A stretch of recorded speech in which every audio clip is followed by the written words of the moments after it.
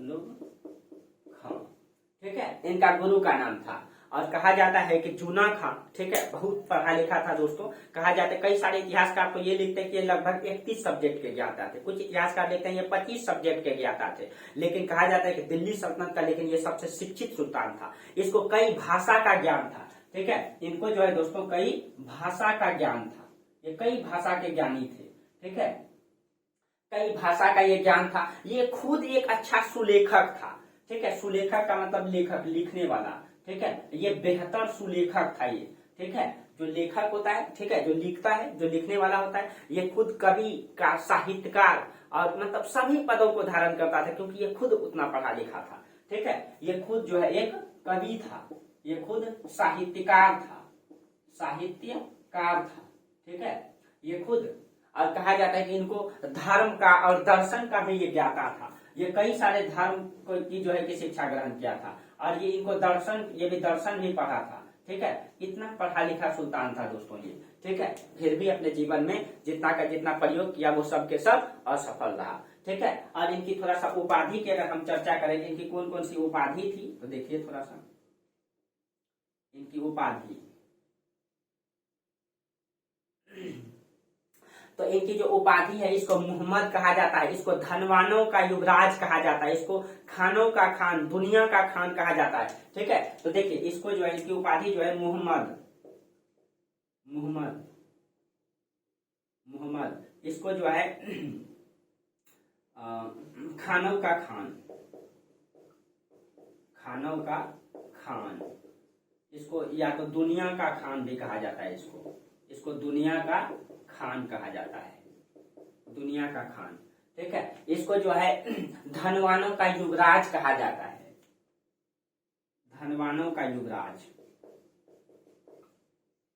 धनवानों का युवराज कहा जाता है, ठीक है।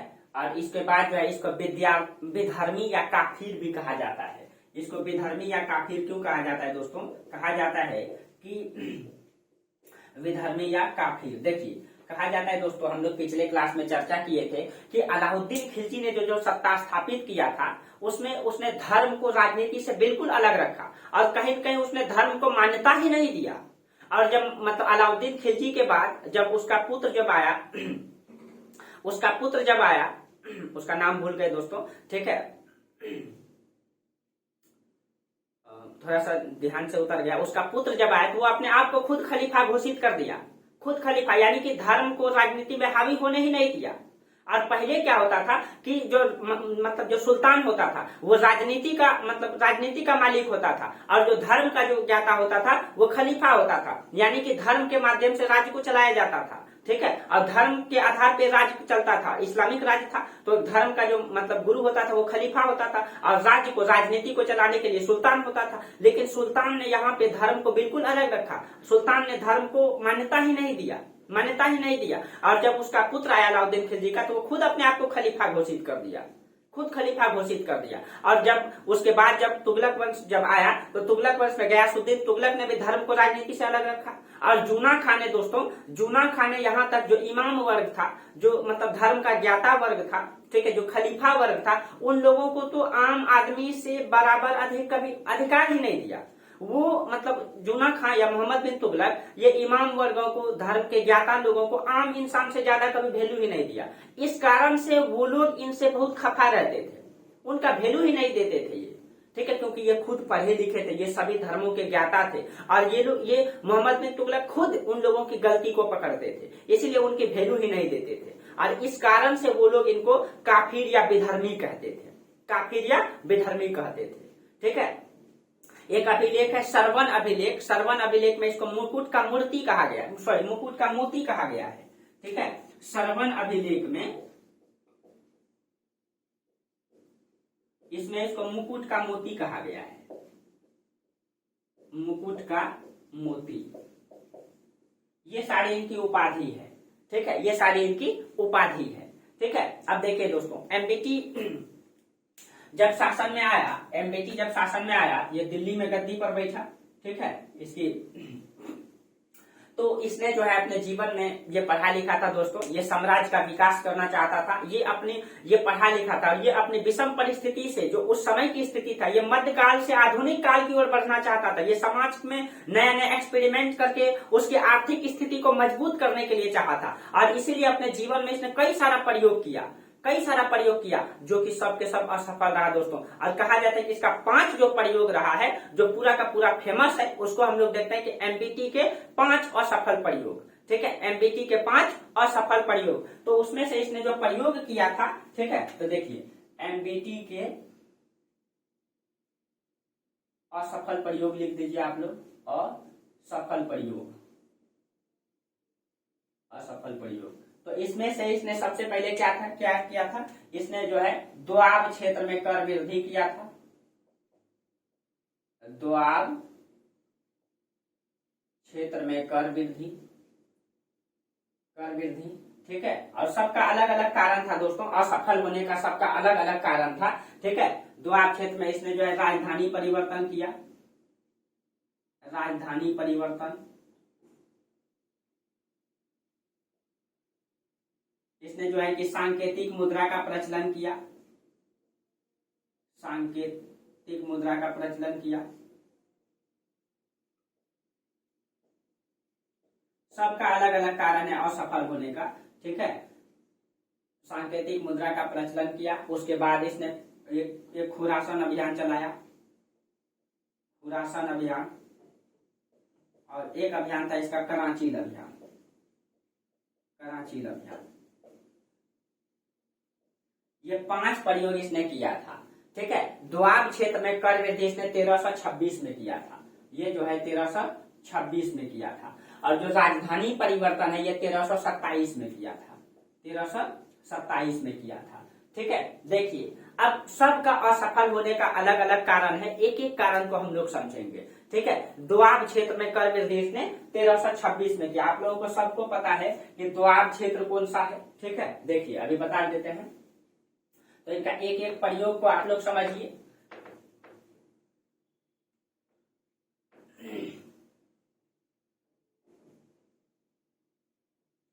तो एक एक प्रयोग को हम लोग समझते हैं। दोआब क्षेत्र में कर वृद्धि, दोआब क्षेत्र में कर वृद्धि। देखिए दोस्तों, ये जो दोआब का क्षेत्र है, गंगा के दोआब को अलाउद्दीन खिलजी ने भी समझ लिया था और मोहम्मद बिन तुगलक ने भी समझा, ठीक है, क्योंकि वो क्षेत्र उपजाऊ क्षेत्र है, भूमि है। पूरे भारत में दोस्तों, भारत को कई मतलब ऐसे भौतिक आधार पे 4 भागों में बांटा गया है। एक तो उत्तर का पर्वतीय प्रदेश, दक्षिण का पठारी प्रदेश, उसके बाद मध्यवर्ती गंगा का मैदान, ठीक है, या उत्तर का वृहद मैदान भी कई सारे मतलब ज्योग्राफर ने बांटे हैं। उसके बाद पूर्वी घाट और पश्चिमी घाट का मैदान, ठीक है, कई सारे मतलब इस तरीके से बांटा गया है, ठीक है। अगर हम इसी में बता दें, इसी मैप में थोड़ा सा हम इसमें अलग से चर्चा कर देते हैं दोस्तों, छोटा सा मैप बना करके इंडिया का, देखिए थोड़ा सा हम चर्चा कर देते हैं ताकि एक भौगोलिक जानकारी आप लोगों को हो जाए, ठीक है। ऐसे ज्योग्राफी में हम आप लोगों को डिटेल से चर्चा करेंगे। देखिए ये मान लीजिए इंडिया है,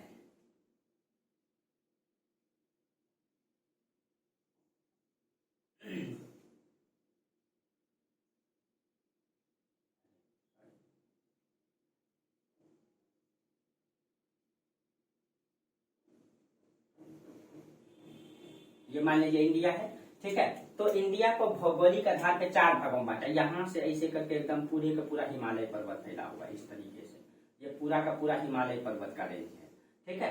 तो इसको हम लोग एक भाग में बांट दिए, उत्तर का हिमालय पर्वतीय प्रदेश। उसके बाद जो है यहाँ पे पड़ता है आपका विंध्याचल पर्वत, यहाँ पे आपका विंध्याचल पर्वत, ठीक है, विंध्याचल, और विंध्याचल के नीचे में सतपुरा की पहाड़ी, ठीक है, और इसी के मध्य में बहती है नर्मदा, जिसको हम लोग भ्रंश घाटी में कहते हैं, ठीक है। और नर्मदा में के नीचे में है ताप्ती नदी, ठीक है, ये ताप्ती नदी, ये दोनों भ्रंश घाटी में बहती है। इसके नीचे में है आपका महाराष्ट्र में जो पड़ता है अजंता पर्वत, यहाँ पे, और इसके अजंता और सतपुरा के बीच में मतलब ताप्ती नदी, और सतपुरा और विंध्याचल के बीच में नर्मदा नदी। और यहाँ इस पर्वत के ऊपर ये पूरा का पूरा जो है दोस्तों, इस तरीके से ये गंगा का और यमुना का मैदान है, जो बहुत ही उपजाऊ भूमि है, ये मैदान है, और ये सबसे बड़ा वृहद मैदान है, और यहाँ पे ही ये उपजाऊ भूमि है, ये पूरा का पूरा उपजाऊ है, सबसे अधिक उपज होता है यहाँ पे, ठीक है, इसको उत्तर का वृहद मैदान कहा जाता है। उसके बाद इसके दक्षिण में दक्षिण का प्राचीन पठारी प्रदेश, इस तरीके से यहाँ से बना हुआ है पठारी प्रदेश, ठीक है।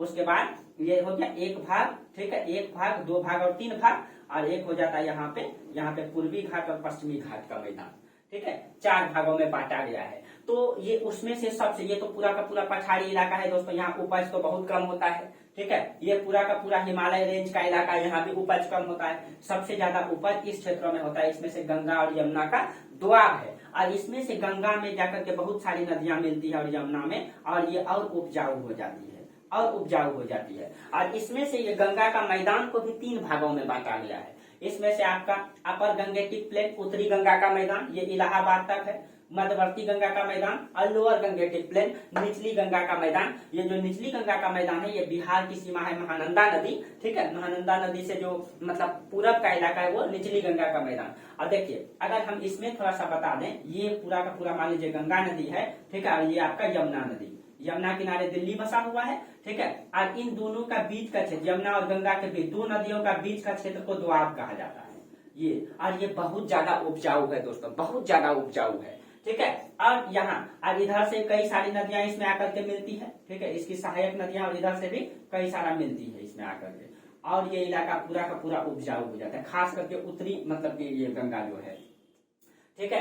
और इसमें से ये दोआब का जो क्षेत्र है दोस्तों, ये सबसे ज्यादा उपजाऊ है, और इस क्षेत्र को एनबीटी बहुत बखूबी समझ गए थे, क्योंकि वो पढ़े लिखे थे, ठीक है, पढ़े लिखे थे, तो यही इसको दो नदियों का बीच का क्षेत्र को दोआब क्षेत्र कहा जाता है, ठीक है। और इसमें से जो अपर ये जो गंगा का मैदान है, यहाँ उपज बहुत ज्यादा होता है, इसीलिए इस दोआब क्षेत्र में उसने 1326 में कर का वृद्धि टैक्स जो है बढ़ाया था, क्योंकि वो समझते थे कि यहाँ पे जो है उत्पादन हम अधिक कर पाएंगे, तो और अधिक उत्पादन होता है तो वहां पे टैक्स भी बढ़ा के वसूला, क्योंकि वो जो है आर्थिक व्यवस्था मजबूत करना चाहता था, वो सिंचाई व्यवस्था लाना चाहता था और सिस्टम लाना चाहता कि टैक्स अधिक आ जाएगा तो उससे और हम अधिक उपज बढ़ा पाएंगे सिंचाई की व्यवस्था ला करके, और कई सारा वो सोच करके रखा था, ठीक है। तो देखिए उसने क्या किया, दोआब क्षेत्र में कर वृद्धि किया 1326 में। तो कई सारे इतिहासकार कई सारे अलग अलग बात करते हैं। इतिहासकार बर्नी है, ये कहता है कि इस क्षेत्र में कर वृद्धि 10 से 20 गुना किया गया, जबकि ये बिल्कुल मतलब कि लगता नहीं है,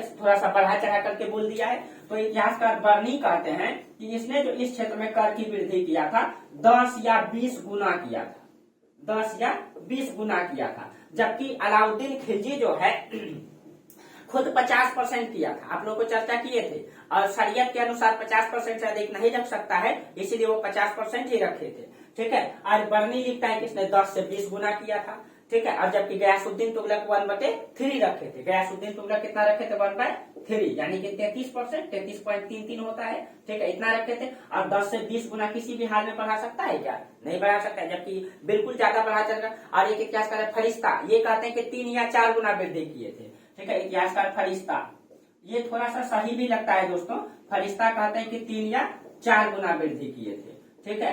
ये थोड़ा सा सही भी लगता है, ठीक है, सही भी लगता है। लेकिन कहा जाता है दोस्तों कि जब इसने जो है दोआब के क्षेत्रों में कर का वृद्धि किया, ये असफल क्यों रहा? जबकि इसी दोआब के क्षेत्र में अलाउद्दीन खिलजी ने भी कर बढ़ा करके लिया, वो सफल रहा। और अलाउद्दीन खिलजी ने जब किया तो वो सफल रहा, लेकिन इसने क्या असफल क्यों रहा, क्यों हुआ? तो कहा जाता है दोस्तों इस समय गलत था। कहा जाता है कि क्योंकि इस समय इस क्षेत्र में क्या हो गया, जिस समय मतलब कि एमबीटी ने इस क्षेत्र में कर का वृद्धि किया, उसी समय वहां अकाल पड़ गया, और वहां पे प्लेग की समस्या से लोग ग्रसित हो गए थे। एक तो दोस्तों क्या होता था उस समय, उपज जो है कि आपको पता है कि सब कोई मानसून पे निर्भर होता था, ठीक है, मतलब बारिश पे निर्भर होता था। आज भी दोस्तों ये समस्या हमारे देश में है। आज हम लोग कितना ही टेक्नोलॉजी में आगे बढ़ जाए, लेकिन आज भी ऐसी समस्याएं है, ठीक है, कि बहुत सारे किसान आज भी जो है वर्षा पे निर्भर है, और जब बारिश समय पे नहीं होती तो उनका धान का खेत सूख जाता है, धान मारा हो जाता है। और इस साल भी हुआ, इस साल भी दक्षिण बिहार और झारखंड के कई सारे राज्य मतलब कि डिस्ट्रिक्ट में ऐसा हुआ है, ठीक है। मैं प्रत्यक्ष रूप से उन चीज का मतलब देख करके आया हूँ, तो कहीं कहीं ऐसा हुआ, ठीक है। तो यहाँ पे क्या होगा, उसी समय जो है यहाँ पे अकाल पड़ गया तो उपज हुआ नहीं, प्लस में वहां प्लेग से जनता ग्रसित था। और उसी क्षेत्रों में क्या हुआ, एमबीटी दिल्ली में बैठ करके अपने अधिकारियों को टैक्स वसूलने के लिए भेज दिया। और उसके जो अधिकारी थे वो जबरदस्ती कोड़ा मार करके जो है कि मतलब टैक्स वसूल रहे थे। किसान पहले से आंदोलित था, क्रोधित था, एक तो अकाल फैल गया था, प्लस में प्लेग था, और कहा जाता है एमपीटी खुद जो है अकाल मतलब कि प्लेग से ग्रसित हो गया था, और वो राजधानी दिल्ली को छोड़ करके कन्नौज चल गया था। कन्नौज को उस समय स्वर्गद्वारी कहा गया है, ठीक है, स्वर्गद्वारी कहा गया है। तो कहा जाता है जब यहाँ प्लेग फैला था, मतलब एमपीटी खुद दिल्ली को छोड़ करके कन्नौज चला गया था, कन्नौज चला गया था, और कहीं कहीं उसको वो भी प्लेग से प्रभावित हो गया था, और कहीं कहीं उसकी जो पदाधिकारी थे वो जाकर के जो है कि जनता से जबरदस्ती टैक्स वसूलने लगे, कोड़े मार मार करके, और इसमें जनता पहले से क्रोधित था, आंदोलित था, उसमें जनता विद्रोह कर दिया, और जब जनता विद्रोह कर दिया, ठीक है, तो पहली बार इसके समय विद्रोह भी हुआ, और ये जो है इसका अभियान भी क्या हो गया, असफल हो गया। लेकिन एमपीटी का कतई ऐसा उद्देश्य नहीं था दोस्तों, ठीक है, वो समझ नहीं पाया इस परिस्थिति को, और जब वो बाद में समझा तो कहीं कहीं यहाँ के किसानों को उसने जो है इसके बाद कृषि में सुधार लाने के लिए कई सारा विभाग भी बनाया। तब उसने कृषि में सुधार लाने के लिए कृषि का एक विभाग बनाया जिसको कहते हैं दीवान एक को ही, ठीक है। जब ये असफल हो गया, ठीक है, तब इसने जो है तो उस समय असफल होने का कारण क्या था, उस क्षेत्रों में उस समय अकाल फैल गया था दोस्तों, प्लस में वहां पे प्लेग फैल गया था, ठीक है, प्लेग फैल गया, इस कारण से वो क्या हो गया, असफल हो गया, ठीक है, असफल हो गया। जब असफल हो गया तब उसने उस क्षेत्रों में वहां की जनता को राहत देने के लिए कृषि का एक विभाग बनाया, दीवान ए को ही विभाग बनाया, ये एक कृषि विभाग था, ठीक है, दीवान ए को ही विभाग बनाया। और उसके बाद कहा जाता है इसने सबसे पहले वहां पे जो है वहां पहली बार जो है कृषि क्षेत्र को विकास खंडों में बांटा। कृषि क्षेत्र को क्या किया, कृषि क्षेत्र को उसने विकास खंड में बांटा, कृषि क्षेत्र को, वहां की कृषि क्षेत्र को पहली बार विकास खंड में बांटा, ठीक है। पहले वहां पे दीवान एक वही विभाग बनाया और कृषि क्षेत्र को जो है वहां पे विकास खंडों में बांटा, ठीक है, और प्रत्येक में एक अधिकारी का नियुक्ति किया। एक विकास खंड में जो है एक अधिकारी को नियुक्त किया, ठीक है, ताकि उसका देख रेख ये सही से कर पाए और उनका विकास करने के लिए। उसके बाद जो है नियुक्ति किया और इस क्षेत्र में कृषि की प्रयोग को लागू किया। कृषि का प्रयोग का मतलब हो गया कि यहाँ पे क्या किया उसने, यानी कि पूरा का पूरा ये भूमि है तो भूमि को छोटा छोटा विकास खंडों में बांट दिया और एक विकास खंड में एक पदाधिकारी को रखा और बोला कि कृषि का नया तरीके से कृषि का फसल उगाया जाए। यहाँ पे उसने नया तरीका से क्या किया, यानी कि प्रयोग किया। तो यहाँ पे सस्यावर्तन पद्धति कहा जाता है, सस्यावर्तन पद्धति को अपनाया। सस्यावर्तन पद्धति क्या होता है दोस्तों, जैसे एक फसल पहले गेहूं उगाया, ठीक है, तो गेहूं के बाद क्या उगाएगा, गेहूं के बाद वो एक दलहन फसल उगा लेगा, और या तो मतलब या गेहूं गन्ना उगा लेगा या मतलब कि अंगूर उगा लेगा, उसके बाद वो मतलब कि दूसरा फसल उगाएगा। इससे क्या होता है, जैसे गेहूं बोया तो उसके बीच में एक दलहन फसल बोलेगा, दलहन, उसके बाद वो मक्का बोलेगा, ठीक है, मक्का बोलेगा। इससे क्या होता है, जैसे कि किसी भी भूमि में क्या होता है, किसी भी भूमि में जब गेहूं बोया तो तुरंत जो है दूसरा फसल बोएगा, क्या होता है उसकी जो नमी है वो कम हो जाती है। तो गेहूं के बाद अगर दलहन फसल बो दिया जाए तो दलहन फसल के जड़ में जो है राइबोजियम पाया जाता है। वो राइबोजियम क्या करता है, वातावरण से नाइट्रोजन को अवशोषित करके उसमें नमी बना देता है मिट्टी में, ठीक है, मिट्टी में नमी बना देता है तो वो मिट्टी फिर से अधिक उपजाऊ हो जाती है और उसके बाद जब मक्का बो देगा तो और अधिक उपज होगा। तो ये कहीं कहीं उस समय आधुनिकता की बात कर रहे हैं, उस समय ये वैज्ञानिक दृष्टिकोण को अपना रहे हैं।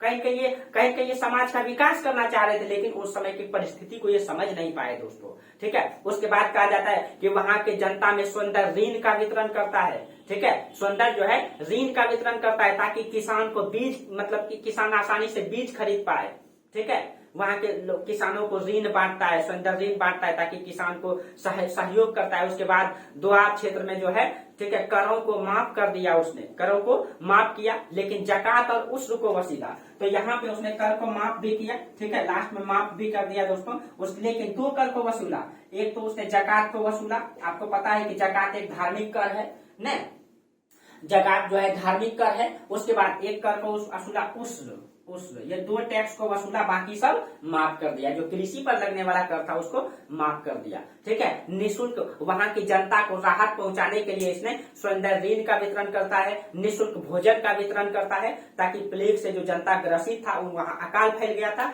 तो वहां की जनता को ये सहयोग भी करता है। तो दोस्तों कहीं कहीं अभियान भी असफल हुआ और उनको नुकसान भी हुआ क्योंकि वो परिस्थिति को समझ नहीं पाए थे, ठीक है। उनका समय गलत था उपयोग करने का, जबकि अलाउद्दीन खिलजी ने भी ऐसा किया, ठीक है।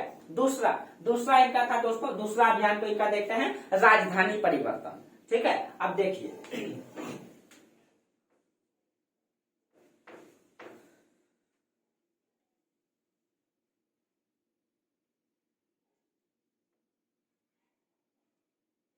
दूसरा इनका अभियान था राजधानी परिवर्तन।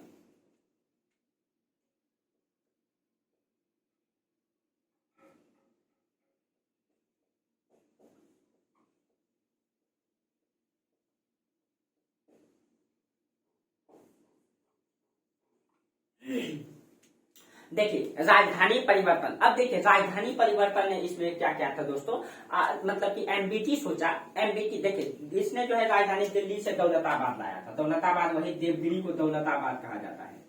ठीक है, दौलताबाद, तो दिल्ली से इसने राजधानी को कहा लाया, दौलताबाद। यही वही देवगिरी को देवगिरी का नाम इसने क्या रख दिया, दौलताबाद, देवगिरी। ठीक है, उसी का नाम, ये महाराष्ट्र में पड़ता है, ये महाराष्ट्र में पड़ता है।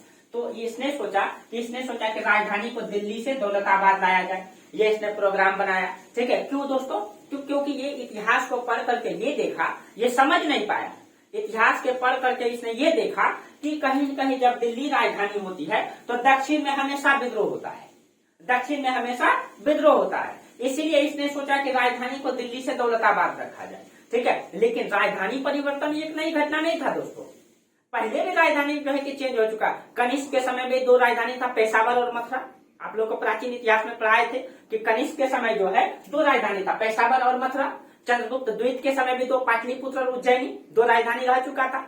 लेकिन एमबीटी जब लगा और वो सबके सब सफल रहा, लेकिन एमबीटी के समय असफल क्यों हुआ, क्योंकि समय गलत था। समय इसलिए गलत था, देखिए यहाँ दिल्ली से यहाँ तक की जो दूरी है लगभग 700 मील या 1500 किलोमीटर के आसपास में है। ठीक है, 1500 लगभग 1500 किलोमीटर है दिल्ली से दौलताबाद। तो इसने क्या सोचा, इसने इतिहास पढ़ के देखा कि अलाउद्दीन खिलजी ने भी दक्षिण को जीता और इसने भी पूरे दक्षिण को जीता। लेकिन दोस्तों अलाउद्दीन खिलजी इतिहास से सीखा था, चंद्रगुप्त मौर्य ने भी जीता था, समुद्रगुप्त ने भी दक्षिण को जीता। कहीं कहीं उसने जो है दक्षिण, क्योंकि परिवहन व्यवस्था उतनी मजबूत नहीं थी उस समय, हवाई जहाज नहीं था, घोड़ा से आना पड़ता था, दक्षिण जाने में महीनों मतलब सालों लग जाता था। और मतलब अलाउद्दीन खिलजी जब जीता तो वो समझ चुका था कि दक्षिण को हम प्रत्यक्ष कंट्रोल में नहीं रख सकते हैं, क्योंकि जब दक्षिण को जीत करके यहाँ से शासक जाते थे, जाने में 6 महीना लगता था, तब तक ये विद्रोह कर देता था। वो 6 महीना में आएगा तब तक ये अपना साम्राज्य सैनिक को मजबूत कर लेता था, लड़ने के लिए मजबूत हो जाता था। तो इन चीजों को वे समझ नहीं पाए और ये सोचे कि हम दिल्ली से राजधानी को दौलताबाद लाएंगे। और दौलताबाद, कई सारे इतिहासकार जो है इसको लेकर के कई सारे तर्क देते हैं। ठीक है, इसको लेकर के कई सारे तर्क देते हैं। देखिए कई सारे इतिहासकार जो है इसको लेकर के कई सारे तर्क देते हैं। ठीक है, तो कहा जाता है कि इसने ये सोचा कि दिल्ली से राजधानी कहाँ लाएंगे, दौलताबाद लाएंगे। ठीक है, दौलताबाद लाएंगे, क्यों, क्योंकि ये सोचा कि दक्षिण को प्रत्यक्ष कंट्रोल में रखेंगे। और इसको लेकर के कई सारे इतिहासकार क्या कहते हैं, बर्नी कहते हैं कि दौलताबाद उसके राज्य के केंद्र में था। ठीक है, और दक्षिण को वो जो है कि बेहतर तरीके से कंट्रोल कर पाए, इसलिए जो है उसने दौलताबाद को राजधानी बनाया। तो बर्नी क्या लिखते हैं, ठीक है, राजधानी परिवर्तन का कारण जो है बर्नी क्या बताते हैं, देखिए बर्नी बताते हैं कि इसका कारण क्या था राजधानी परिवर्तन का, कि दौलताबाद केंद्र में था। दोस्तों ये किसी भी हाल में केंद्र में दिखाई दे रहा है, किसी भी हाल में केंद्र में है, किसी भी हाल में नहीं है कि वो जो है कि केंद्र को राजधानी बना लेगा, पूरे उत्तर और दक्षिण को कंट्रोल करेगा, ये तो कतई सही नहीं दिखाई दे रहा है। उसके बाद एक इतिहासकार है आशीर्वादी लाल श्रीवास्तव, इन्होंने कहा है कि चूंकि दिल्ली में हमेशा मंगोलों का आक्रमण होता रहा, ठीक है, इसीलिए ये मंगोलों से सुरक्षित होने के लिए राजधानी परिवर्तन किया था। ठीक है, तो आशीर्वादी लाल श्रीवास्तव क्या कहते हैं, आशीर्वादी लाल श्रीवास्तव ये क्या कहते हैं कि मंगोल से बचने के लिए इसने जो है राजधानी को परिवर्तन किया। ठीक है, मंगोल से बचने के लिए राजधानी को परिवर्तित किया।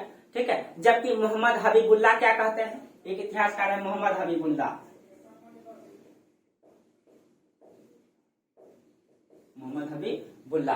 ठीक है, ये मोहम्मद हबीबुल्लाह ये कहते हैं कि एमबीटी जो है इस्लामिक संस्कृति का प्रचार जो है दक्षिण भारत में करना चाहते थे, इसलिए इसने राजधानी परिवर्तन किया। यानी कि जो इस्लामिक संस्कृति था उसका प्रत्यक्ष मतलब प्रचार प्रसार दक्षिण में करना चाहते थे, इसलिए इसने राजधानी परिवर्तन कर किया। और इसके समय में, इसी के समय मोहम्मद बिन तुगलक के समय एक विदेशी यात्री आया था, इब्न बतूता। जब इब्न बतूता आया था, ठीक है, ये 1333 में आया था, 33 में। ये मोरक्को का निवासी था, मोरक्को। और इसको एमबीटी जो है, एमबीटी इसको काजी का पोस्ट दिया था, काजी का, ठीक है। और इब्न बतूता को बाद में, ठीक है, इसको जो है दूत के रूप में चीन भी भेजा था, दूत बना करके इसको चीन भी भेजा था एमबीटी, ठीक है। तो इब्न बतूता इसके बारे में क्या कहते हैं? इब्न बतूता ये विदेशी यात्री हैं, ये आए हैं इसके दरबार, ये कहते हैं कि दिल्ली के लोग जो है, मतलब दिल्ली के लोगों को ये दंडित करना चाहते थे एमबीटी। क्यों दंडित करना चाहते थे? कहा जाता है कि दिल्ली के लोग जो है इनको गंदी गंदी गालियां देते थे, इसके मतलब गंदी गंदी गाली लिख करके, मतलब कि कागज में मोड़ करके इसके महलों में फेंक दिया करते थे, ठीक है, महलों में फेंक दिया करते थे, गंदी गंदी गालियां देते थे, इनके खिड़कियों पे जो है पत्थर मारा करते थे। इसीलिए एमबीटी इससे जो है कि क्रोधित होकर के ये दिल्ली की जनता को दंडित करना चाहते थे, इसलिए जो है कि ये राजधानी परिवर्तन किए। और ये लिखते हैं दोस्तों, ये मोरक्को यात्री लिखते हैं, ये कहते हैं कि दिल्ली की गलियों में जब मतलब एमबीटी जो है दिल्ली के को जो है छोड़ के जब गया था, तो दिल्ली के गलियों में जो है कुत्ता बिल्ली भी नहीं बचा था, ठीक है, कुत्ता बिल्ली भी नहीं बचा था। जबकि ऐसा नहीं हुआ होगा दोस्तों, क्योंकि कुत्ता बिल्ली को क्या आदमी उठा के लेके जाएगा? कहीं थोड़ा बहुत बढ़ा चढ़ा के लिख नहीं दे रहा है, लगता है, ठीक है। सच्चाई क्या था दोस्तों? सच्चाई क्या था? राजधानी परिवर्तन का सच्चाई क्या था? राजधानी परिवर्तन उसने 1322 में किया, ठीक है। राजधानी परिवर्तन 1327 में किया, ठीक है, 1327 में किया। और इसका राजनीतिक कारण है कि ये दक्षिण को पूरी तरह प्रत्यक्ष नियंत्रण में करना चाहते थे, उसके लिए इसने क्या किया? यानी कि वो जानते थे कि अलाउद्दीन खिलजी ने दक्षिण को जीता, लेकिन मलिक काफूर जैसे उत्तर गया तो दक्षिण में विद्रोह हो गया। तो वो सोचे क्या हम दक्षिण को भी प्रत्यक्ष कंट्रोल में रखें, दिल्ली तो रहेगा ही, लेकिन दक्षिण में हम जाकर के रहेंगे और इसके कारण से इसको प्रत्यक्ष नियंत्रण में रखेंगे। और दिल्ली से दौलताबाद की दूरी है, ये 1500 किलोमीटर है, ठीक है। और पहले दिल्ली राजधानी परिवर्तन करने के लिए उसने बहुत सारा खर्च किया। सबसे पहले उसने दिल्ली से लेकर के दौलताबाद तक अच्छी सड़क का निर्माण करवाया। बीच बीच में उसने सराय का निर्माण किया, सराय मतलब आराम करने के लिए, ठीक है। बीच बीच में सराय का निर्माण किया, सराय में 2 सैनिक रहते थे, वहां खाने पीने की व्यवस्था किया, ठीक है, खाने पीने की व्यवस्था किया। और बीच बीच में बहुत सारे सराय का निर्माण किया ताकि यहाँ से जनता जब यहाँ तक आए तो उसको कोई तकलीफ ना हो। अच्छी परिवहन व्यवस्था का विकास किया, ठीक है। उसके बाद दिल्ली के जितने भी लोग दक्षिण जाएंगे उनकी सारी संपत्ति, दिल्ली की जनता छोड़ के जब जाएंगे तो उनकी सारी संपत्ति जो है उसने खरीद लिया दिल्ली का, और बोला दक्षिण में जाकर के रहोगे तो उसी संपत्ति से वाहन, यानी उसकी सारी प्रॉपर्टी को भी खरीदा। परिवहन का विकास किया, अच्छी सड़क का विकास किया, ठीक है। और अमीर वर्ग, उलेमा वर्ग, प्रशासनिक को उसने जो है विस्थापित किया। और कहा जाता है कि अच्छा सूचना जाए लोगों में, ठीक है। तो दिल्ली से जो है जब यहाँ पर जाएगा वहां की जनता, दिल्ली की जनता, तो लोगों में अच्छा सूचना जाए। इसीलिए एमबीटी जो है सबसे पहले अपनी माँ को दिल्ली से विस्थापित किया ताकि समाज में सूचना ठीक प्रकार से जाए कि उसकी माँ ही पहले जा रहा है, ठीक है। उसकी अपनी माँ को पहले विस्थापित किया, ठीक है। उसके बाद कहा जाता है कि जिन लोगों को वहां विस्थापित किया गया, ठीक है, और राजकोष से बहुत सारा धन संपत्ति खर्चा हुआ दोस्तों। उसके बाद जब ये दक्षिण आया तो दोस्तों ये तुर्क थे, और तुर्क जो है ठंडा प्रदेश है। जब वो दक्षिण गया तो दक्षिण में अधिक गर्मी पड़ती है, ठीक है। दक्षिण तो चला गया दोस्तों। अब जब दक्षिण वो गया तो एक तो ये हो गया कि दिल्ली में विद्रोह हो गया। वो सोचा था क्या कि हम दक्षिण जाएंगे, दक्षिण को भी कंट्रोल कर लेंगे, दिल्ली तो कंट्रोल में है ही। लेकिन उसने ये नहीं सोच पाया कि दिल्ली से दौलताबाद की राजधानी 1500 किलोमीटर है, और उस समय हवाई जहाज तो था नहीं 15 किलो मतलब घंटा 5 घंटा में चल जाएंगे या 3 घंटा में, ठीक है। वो तो जाने के लिए उसको समय लगेगा, उस समय 6 महीना 3 महीना लगता था जाने में, ठीक है। जैसे वो दक्षिण आया, उत्तर दिल्ली में विद्रोह हो गया। उसके बाद दौलताबाद में दोस्तों ये दक्षिण है, यहाँ गर्मी अधिक पड़ती है, कर्क रेखा के नीचे है। और ये तुर्क लोग ठंडा प्रदेश में रहने वाले निवासी थे, ठीक है। यहाँ की जनताओं को भी और एमबीटी को भी समस्या होने लगा, गर्मी उसको बर्दाश्त नहीं होगा। यहाँ तक कहा जाता है कि अब दूसरा दोस्तों, मिट्टी का सुगंध तो मिट्टी होता है ना, घर तो अपना घर होता है। वहां की जनताओं को अपने दिल्ली ही पसंद था दोस्तों, क्योंकि वो घर था उनका, ठीक है, प्रशासनिक अधिकारी सब वर्ग जो है कि एमबीटी से नाराज हो गए। आज कहा जाता है एमबीटी को खुद वो जगह पसंद नहीं आया क्योंकि वहां गर्मी अधिक था। एमबीटी पहले भाग करके दिल्ली आ गया। एमबीटी पहले भाग करके दिल्ली आ गया। और मिट्टी का सुगंध तो हर लोगों को प्यारा होता है दोस्तों। आप कितना भी शहर में रह ले, गांव के जो घर है वो कभी भी भूला नहीं जा सकता, वो दिल में बसा हुआ होता है। ठीक है, तो कहीं न कहीं एमबीटी का जो है कि ये दौलताबाद राजधानी भी क्या हो गया, असफल हो गया। बहुत सारी संपत्ति भी खर्च हो गया। ठीक है, बहुत सारी संपत्ति भी खर्च हो गया। राजधानी परिवर्तन उसने लास्ट में कैंसिल कर दिया दोस्तों।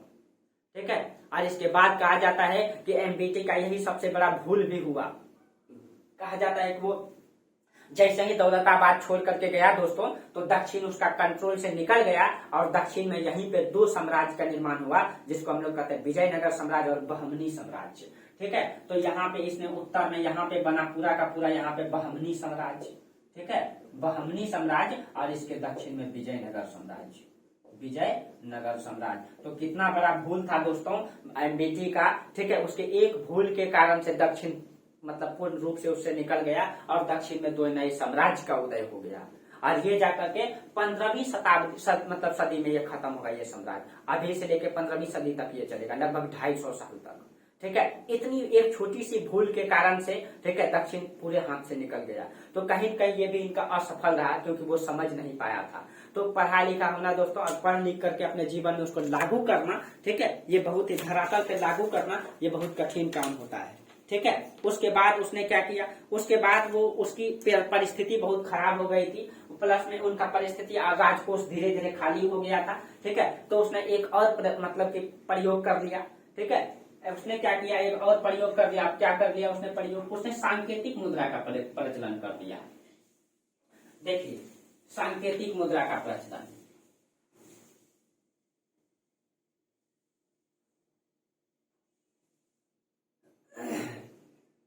उसने जो है सांकेतिक मुद्रा चलाया।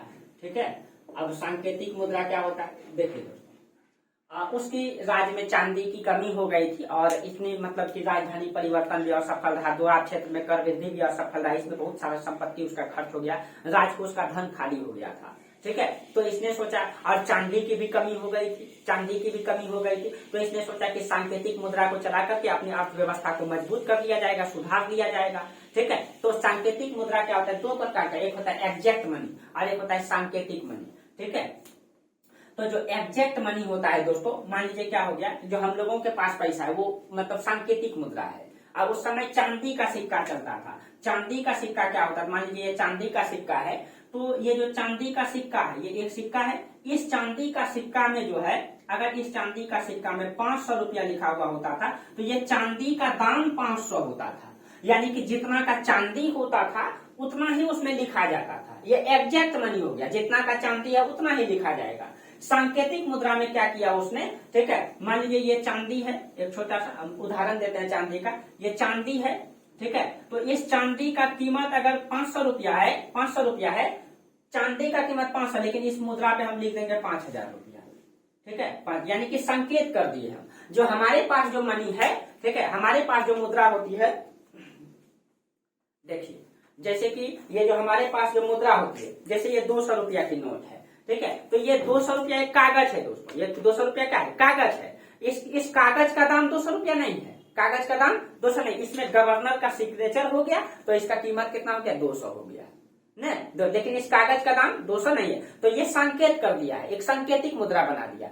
तो उस समय चांदी की कमी हो गया था एमबीटी के समय, जब चांदी की कमी हो गया था इसके समय में, तो ये भी सोचा क्या चांदी की कमी हो गया तो हम भी क्या करते हैं कि सांकेतिक मुद्रा का प्रचलन कर देते हैं। इससे पहले चीन में भी सांकेतिक मुद्रा चल चुका था। चीन में एक वंश मतलब कागजी मुद्रा चलाया गया था सांकेतिक के रूप में कुबलई खां के द्वारा। ठीक है, और उस मुद्रा को चान कहा गया। एक मंगोल शासक था गैखात खां, इन्होंने भी सांकेतिक मुद्रा का प्रचलन किया था। इन दोनों का सफल रहा, लेकिन एमबीटी चलाया तो विफल हो गया। ठीक है, इसके राज्य में चांदी की कमी हो गया, तो जिनकी वजह से इसने सांकेतिक मुद्रा चलाया। तो बर्नी लिखता है, बर्नी के अनुसार एमबीटी का राज का विस्तार करने के लिए सांकेतिक मुद्रा का प्रचलन किया एमबीटी। और इसामी एक इतिहासकार है, उसकी पुस्तक है फुतू उस सलातीन। इन्होंने कहा है कि दौलताबाद के लोगों को दंडित करने के लिए उसने जो है उसको गरीब बनाने के लिए जो है सांकेतिक मुद्रा का प्रचलन किया था। ठीक है। और सांकेतिक मुद्रा जो इसका था ये किस धातु का था, ठीक है, जो सांकेतिक मुद्रा इसका था वो किस धातु का था, ये जो है किस धातु का था। तो अलग अलग इतिहासकार इसके बारे में अलग अलग बात करते हैं। जैसे बर्नी लिखता है कि चांदी का, जबकि ये बिल्कुल गलत है। बर्नी क्या लिखता है, चांदी का है। अगर चांदिये का रहेगा दोस्तों तो चांदिये का सांकेतिक मुद्रा क्यों चलाएगा, चांदी की कमी है तो चांदिये की, जब तो तब तो फिर वही ऊपर गया। फरिश्ता कहता है कि पीतल का था, फरिश्ता के अनुसार ये पीतल का था, पीतल का था। उसके बाद मोहम्मद हबीब उल्लाह और सतीश चंद्र कहता है कि कांसा का था। मोहम्मद हबीब प्लस में सतीश चंद्रा, बहुत बड़े इतिहासकार हैं सतीश चंद्रा का, मध्यकालीन में बुक आता है सतीश चंद्र, ठीक है। ये किसका कहते हैं, ठीक है, ये कहते हैं कि तांबे का, नहीं सॉरी कांसा का था, कांसा का था, ठीक है, कांसा का। और मतलब कि एनसीईआरटी कहता है कि तांबे का था। चौथा में एनसीईआरटी कहता है कि ये तांबे का था, ठीक है, तांबे का था।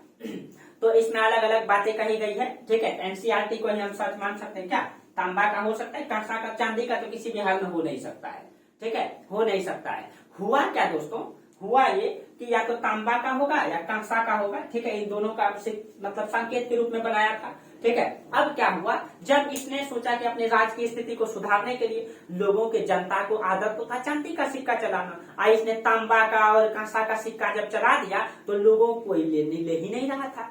अब प्लस में क्या कर दिया कि सिक्का तो उस समय ढाल करके बनाया जाता था, लोगों ने अपना थरिया लोटा बर्तन गला करके कांसा का सब कोई घरे में सिक्का बना लिया, सब कोई जो है घरे में सिक्का बना लिया। अब कोई जो है तांबा का सिक्का लेता नहीं था, चांदी का सिक्का सब कोई अपने पास रख लिया। एमबीटी सोचा था सब चांदी का सिक्का खींच करके राज दरबार में राजकोष को भर लेंगे और ये सिक्का मतलब संकेत के रूप में इस सिक्का को चला देंगे। लेकिन क्या कर लिया, चांदी का सब कोई अपना सिक्का घरे में रख लिया और प्लस में थरिया लोटा गला करके सब कोई कांसा और तांबा का सिक्का बना लिया ढाल करके।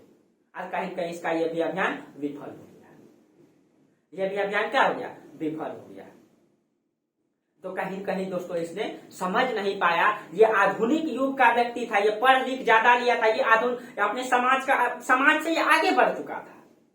तो इसलिए परिस्थिति के अनुसार चलिए, नहीं तो लोग आपको पागल घोषित कर देंगे, पागल घोषित कर देंगे। गांव में जाके अंग्रेजी बकिएगा आप, क्या बोलेंगे, क्या बाकी आप तो है करिएगा तो देंगे चार चप्पल भगा दे, ठीक बात करो चुपचाप, क्या की खाया खैल है ऐसे पूछेगा, ये मान लो कि डू यू ईट, ये सब नहीं करता है वहाँ, क्या बाकी आप लोग गांव से होंगे समझिए गए होंगे, क्या आई बेचारा यही गांव मतलब कि परिस्थिति से आगे बढ़ रहा था ये न, कहीं कहीं दोस्तों ये राज्य का विकास करना चाहता था, परिस्थिति से आगे था, ये आधुनिक संकल्पना में जी रहा था, लेकिन वहां की जनता इसके समझ नहीं पाया, ठीक है, समझ नहीं पाया। तो इसी कारण से कहते हैं कि कुछ इतिहासकार बर्नी कहते हैं कि मतलब सब हिंदू का घर जो है टकसाल बन चुका था। दोस्तों बर्नी कहते हैं कि हिंदू का घर टकसाल बन गया था, तो इस्लाम का घर टकसाल नहीं था, ठीक है, ये थोड़ा सा मतलब ऐसे लिख दिए हैं, लेकिन ऐसा नहीं है, सबका घर टकसाल हो चुका था, वहां की जनता का सबका घर टकसाल था। थोड़ा सा इतिहास लेखन जो होता है ना दोस्तों, प्रभावित होकर के नहीं लिखना चाहिए, इतिहास जो है कि निरपेक्ष भाव से लिखना चाहिए, निरपेक्ष दृष्टि से देखना चाहिए, ठीक है। चलिए उसके बाद इसका एक अभियान था दोस्तों खुरासन अभियान, ठीक है, बेचारा इतना अभियान तो इसका फेल हो ही गया था, ठीक है, एक अभियान और चलाया, 2 अभियान और है इसका, ठीक है। खुरासन अभियान में इसको बहुत ज्यादा नुकसान हुआ, इसमें भी नुकसान हुआ, ठीक है, और इसका राजकोष खाली पे खाली ही होता जा रहा था। और आप लोगों को समझ में तो आ रहा ही होगा दोस्तों, नहीं आएगा तो आप लोग कमेंट जरूर कीजिएगा, ठीक है, आप कितना आसानी से समझाएं आप लोगों को। इसने एक अभियान किया खुरासन अभियान, ठीक है, ये जो है उत्तर पश्चिम क्षेत्र को ये विस्तार करना चाहता था और मंगोल खतरा से मतलब कि निपटना चाहता था एकदम, ठीक है। तो इसने एक अभियान चलाया खुरासन अभियान, खुरासन अभियान, ठीक है। अब इस अभियान में क्या हुआ, ठीक है, अब इसको मैप में तो बता नहीं सकते, मैप में बता देते हैं नहीं तो, ठीक है, बता देते हैं। इसमें इसने त्रिकूट को बनाया, ठीक है, त्रिकूट बनाया, त्रिकूट में 3 राजा था, ठीक है, इसमें से 3 राजा था, एक तो खुद एमबीटी, ठीक है, और एक राजा का नाम था तरमा सरीन, ठीक है, तरमा सरीन और एक था अबू नासिर।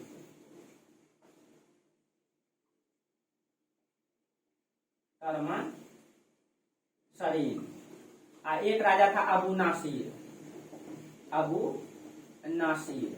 ठीक है, अब देखिए 3 राजा था एमबीटी, तरमासरीन और अबू नासिर। इन तीनों ने मिलकर के संगठन बनाया। तरमासरीन मंगोल का शासक था, ये एक मंगोल का एक शासक था ये।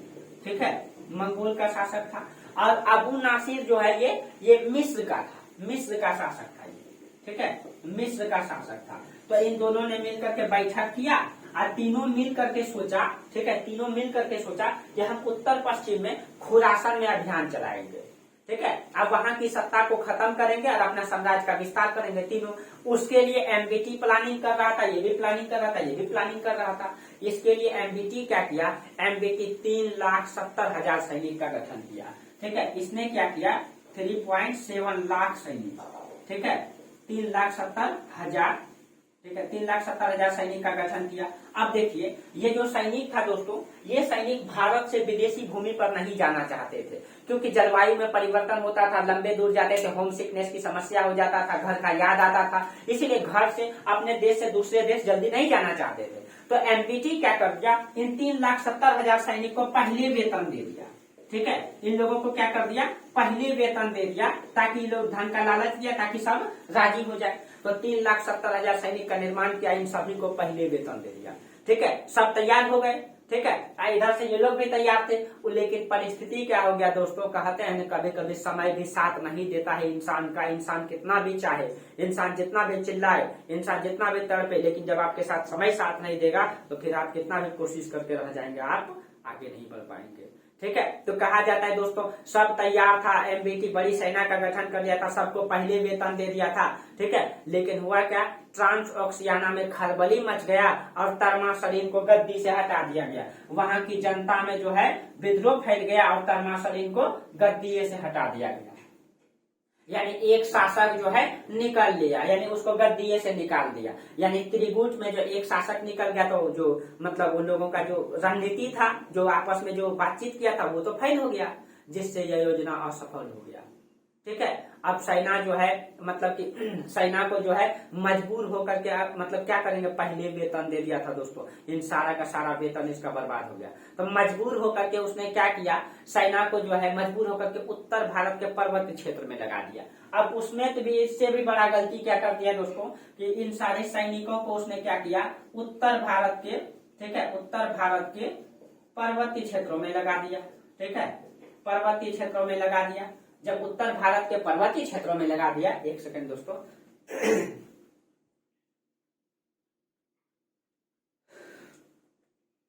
देखिए, तो उत्तर भारत के उत्तर भारत मतलब इधर हिमाचल प्रदेश और उत्तराखंड के आसपास में सैनिक को लगा दिया। ठीक है, मतलब वहां पे लगा दिया, उत्तर भारत के पर्वतीय क्षेत्र में लगा दिया। और वहां क्योंकि इसके पास सैनिक हो चुका था, सबको वेतन दे दिया था, मजबूर होकर के क्या करता, वेतन तो कोई सैनिक लौटाएगा नहीं। ठीक है, अब उसके बाद इसने जब लगा दिया तो वहां पे एक अभियान चलाया, कराची अभियान। ठीक है, उसके बाद इन सभी सैनिकों उसको बोला चलो कुछ छूट काम करो, एक अभियान चला दिया इसने। इसमें क्या अभियान चलाया, देखिए, ये भी असफल हो गया दोस्तों, इस कारण से असफल हो गया। ठीक है, तो कभी कभी दुर्भाग्य भी आपके साथ होता है दोस्तों। आप कितना भी परिस्थिति को, अगर आपके साथ नहीं है, समय आपके अनुकूल नहीं है, तो आप कितना भी प्रयास कर लें, ठीक है, आप कितना भी चिल्ला लें, ठीक है, आपसे कुछ नहीं होगा। कभी कभी परिस्थितियां भी साथ होती है, इसलिए इंसान को परिस्थिति के अनुकूल चलना चाहिए, समय से आगे नहीं चलना चाहिए। ठीक है, उसके बाद एक अभियान चलाया इसने, कराची अभियान। कराची अभियान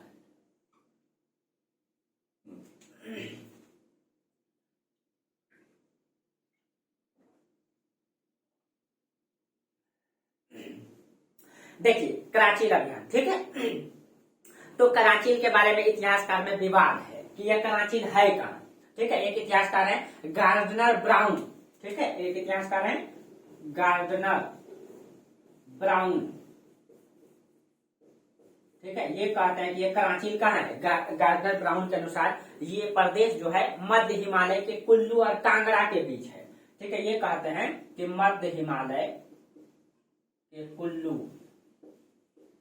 और कांगड़ा के बीच में है। कांगड़ा के बीच में, ये हिमाचल प्रदेश में पड़ता है, कांगड़ा डिस्ट्रिक्ट है हिमाचल प्रदेश का। जबकि एक इतिहासकार है मेहंदी हुसैन। मेहंदी हुसैन, मेहंदी हुसैन ये कहते हैं कि ये जो क्षेत्र है, इसके अनुसार ये क्षेत्र गढ़वाल और कुमायूं हिमालय के बीच में स्थित है। ठीक है, ये जो है गढ़वाल और कुमायूं हिमालय के बीच में है। इसमें क्या हुआ था दोस्तों, इसमें क्या हुआ था, इसका सारा का सारा सैनिक जो है मतलब इस पर्वतीय क्षेत्र में गया था अभियान चलाने के लिए, हिमाचल प्रदेश का पहाड़ी क्षेत्र को जीतने के लिए गया। ठीक है, और जब पहाड़ी क्षेत्र को जीतने के लिए गया तो ये सैनिक दोस्तों कभी पहाड़ पे चढ़ा नहीं था, कब पहाड़ों से प्रशिक्षित नहीं था, इन चीजों को ये समझ नहीं पाया। इसीलिए कहते हैं दूरदर्शी होना चाहिए। एक शासक, बेहतर योग्य शासक वही होता है दोस्तों जो युद्ध के मैदान में बेहतर निर्णय ले पाता है। जो बाबर में, जो सिकंदर में, जो चंद्रगुप्त मौर्य में, जो अशोक में दिखाई देता था, युद्ध के मैदान में जो बेहतर निर्णय ले पाता है वही बेहतर योद्धा कहलाता है। और आपका माइंड, प्रेजेंट ऑफ माइंड उसमें चलना चाहिए। ठीक है, एक योग्यता, हर व्यक्ति में योग्यता नहीं होती है दोस्तों, योग्यता को बनाना पड़ता है। ठीक है, एमबीटी भले ही पढ़ा लिखा था, ठीक है, लेकिन परिस्थितियों को समझना सबके बस की बात नहीं होती है। ठीक है, तो कहीं कहीं ये समझ भी नहीं पाए, ये समय से आगे बढ़ रहे थे। ठीक है, ये सोचा कि लंबा सैनिक लेकर के जाएंगे, बड़ा सैनिक, और पहाड़ी क्षेत्रों में जीत जाएंगे। लेकिन जैसे ये पहाड़ी क्षेत्रों में अभियान चलाने के लिए गया इसके सैनिक, तो वहां वो तो पहाड़ी सैनिक थे, प्रशिक्षित सैनिक थे। उस पहाड़ी सैनिक ने जो है बड़ा बड़ा पत्थर घर का, एक तो ये लोग पहाड़ पे चढ़ नहीं पा रहे थे, और उन लोगों ने क्या किया, ऊपर से बड़ा बड़ा बोल्डर जो है कि घर का करके सब सैनिक को मार दिया। बहुत सारे सैनिक मारे गए इसके, बहुत सारे सैनिक ठंड के कारण से मर गए वहां पे। ठीक है, वो पहाड़ी क्षेत्र में चढ़ नहीं पा रहे थे, ऊपर में प्रशिक्षित पहाड़ी सैनिक था। ठीक है, पहाड़ी सैनिक था, और उन लोगों ने पत्थर घर का करके इन सभी सैनिक को मार दिया। और ये भी अभियान क्या हो गया, असफल हो गया, असफल हो गया। और इस तरीके से एमबीटी के द्वारा चलाया गया 5 के 5 अभियान दोस्तों, पांचों का पांचों असफल हो गया। ठीक है, पांचों असफल हो गया, जबकि ये पढ़ा लिखा सुल्तान था। ठीक है, पढ़ा लिखा सुल्तान था। उसके बाद देखिए दोस्तों, इसके बाद तो लंबा क्लास है। ठीक है, अगर लंबा चलेगा हम यहीं तक आज नहीं तो रहने देते हैं। ठीक है, फिर जो है कि एमबीटी के बाद एफएसटी आता है, इसके बारे में अभी लंबा चर्चा करना है, इसके धार्मिक नीति के बारे में, इसके प्रशासनिक सुधार के बारे में, इसके प्रशासन के बारे में। ठीक है, इसका जो मतलब इसकी मृत्यु कैसे हुई सिंध का विद्रोह में। ठीक है, और इसके पास माथा पीटने के लिए और कुछ बचा था नहीं दोस्तों। ठीक है, जितने अभियान चला रहे थे सबके सब असफल हो रहे थे। और जब ये कभी कभी सैनिक को आंदोलन मतलब की अभियान में भेजते तो सैनिक कभी कभी जाकर के उसी में दुश्मनी से मिल जाता था। एमबीटी बेचारा मतलब कि दिल्ली में बैठ करके कपार पीटने के अलावा इनके पास और कुछ बचता नहीं था।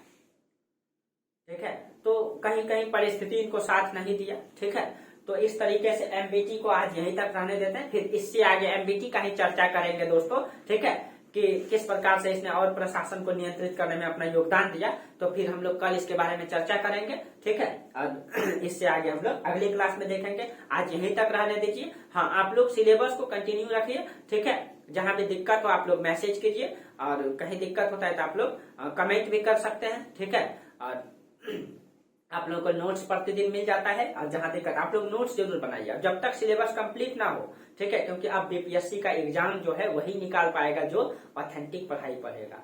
अब उन चीजों को भूल जाइए, सबसे पहले सिलेबस पे ध्यान दीजिए।